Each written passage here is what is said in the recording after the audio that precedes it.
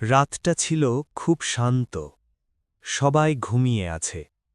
শুধু তুমি জেগে আছো।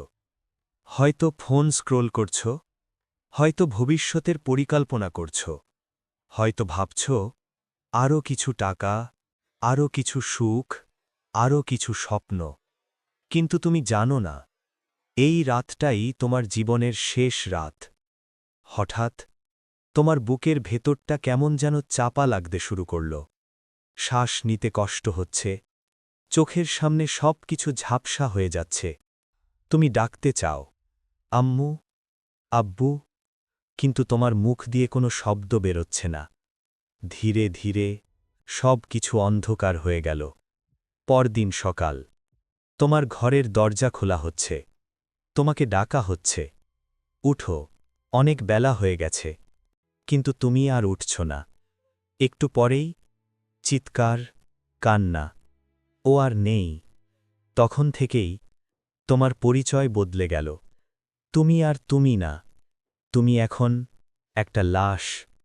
তোমার সবচেয়ে প্রিয় মানুষগুলোই তোমার কাপড় খুলে ফেলছে, তোমাকে গোসল করাচ্ছে। যে মানুষগুলো তোমার সামনে কখনো মাথা নিচু করত না, আজ তারা তোমাকে নীরবে পরিষ্কার করছে। কেউ কাঁদছে, কেউ দোয়া পড়ছে, আর তুমি শুধু নীরব। তারপর সাদা কাফনে তোমাকে জড়িয়ে দেওয়া হলো। তোমার দামি পোশাক, তোমার প্রিয় জিনিস, কিছুই আর তোমার সাথে নেই। শুধু ৩ টুকরো কাপড়। তোমাকে ঘর থেকে বের করা হলো। যে ঘরে তুমি বড় হয়েছ, যে ঘরে তুমি হাসছিলে, সেই ঘর ছেড়ে তুমি চলে যাচ্ছ চিরদিনের জন্য। মানুষ জড়ো হচ্ছে, অনেক মানুষ, পরিচিত, অপরিচিত। কেউ বলছে মানুষটা খুব ভালো ছিল, কেউ বলছে হঠাৎ করে চলে গেল। তোমার জানাজা পড়ানো হলো। ইমাম বললেন, জানাজা সামনে আনুন। কেউ তোমার নাম ধরে ডাকল না। তারপর কবরস্থানের পথে যাত্রা, নীরব এক মিছিল। তোমাকে নামানো হলো কবরের ভেতরে। মাটি দেওয়া শুরু হলো, ১ মুঠো, ২ মুঠো। ধীরে ধীরে তুমি পুরোপুরি মাটির নিচে। সবাই চলে গেল। তোমার সবচেয়ে প্রিয় মানুষগুলো, তারা কাঁদতে কাঁদতে ফিরে গেল। আর তুমি একা, সম্পূর্ণ একা। সেই অন্ধকার কবরের ভিতরে শুরু হলো তোমার নতুন জীবন। একটা ভয়ঙ্কর নীরবতা। তুমি বুঝতে পারছ, এটাই সত্যি, এটাই শেষ না, এটাই শুরু। এদিকে দুনিয়া থেমে নেই। পরের দিন থেকেই সব কিছু স্বাভাবিক। তোমার অফিসে অন্য কেউ বসেছে, তোমার কাজ অন্য কেউ করছে, তোমার ফোন, তোমার টাকা, সব কিছু অন্যদের হাতে। তোমার বন্ধুরা প্রথম দিন কাঁদল, দ্বিতীয় দিনও মনে রাখল।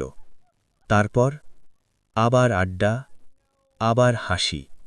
তোমার পরিবার, তারা কাঁদছে, তোমার ঘরটা দেখে কাঁদছে। কিন্তু সময় সব কিছু ধীরে ধীরে বদলে দেয়। একদিন তুমিও শুধু স্মৃতি হয়ে যাবে। আর তুমি দাঁড়িয়ে আছো তোমার আমলের সামনে। তোমার নামাজ, তোমার দান, তোমার গোপন ভালো কাজ, সব কিছুর হিসাব শুরু হয়ে গেছে। ছোট, বড়, সব কিছু। সেই মুহূর্তে তুমি যদি ফিরে আসতে পারতে, তুমি বলতেই, হে আল্লাহ, আমাকে আরেকটু সময় দাও, আমি সাদাকা করতাম। কিন্তু ফিরে আসার কোনো সুযোগ নেই। তাই যতদিন তুমি বেঁচে আছো, নিজেকে বদলাও, নামাজ ঠিক করো, ভালো কাজ করো, গোপনে দান করো। কারণ একদিন তোমাকেও এই পথেই যেতে হবে, একাই, নিঃশব্দে। আজ তুমি ভিডিওটা দেখছ, কাল হয়তো মানুষ তোমার জানাজা পড়বে।